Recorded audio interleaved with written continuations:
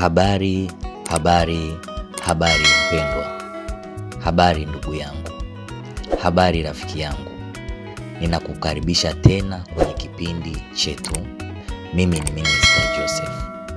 Ninakushukuru sana kwa ajili ya utulivu na ukarimu wako.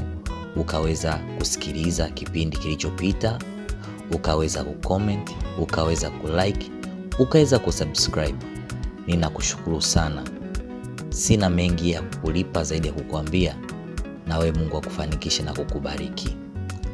Leo tuna somo lengine, lakini kabla ya kwenda kwenye somo lengine, nadhani inakuwa ni vyema sana nikukumbushe kwamba usisahau kusubscribe, usisahau kulike, usisahau kuacha komenti yako hapo chini, maana hivyo vitu ndio vinanipa faraja ya kuendelea kutoa ushauri kwetu ili kusudi wote tufikie malengo yetu.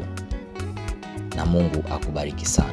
Baada ya kufanya hivyo, unaweza ukawashare ujumbe huu kwa watu kuanzia 3, 4 mpaka 5 au zaidi, ili kusudi na wao pia wapate kusikiza ujumbe huu, wapate kufanikiwa. Kumbuka, sio kama mimi ninayekuambia hivi, sio kama najua sana, lakini tunashauriana.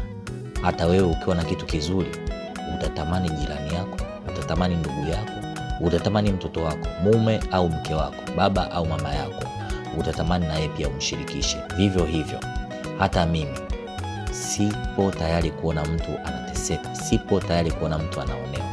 Ndio maana nikakaa chini nikakuandalia ujumbe. Ni matumaini yangu kwamba asilimia kubwa ya watu utawasaidia. Mungu awabariki sana. Karibuni tuanze.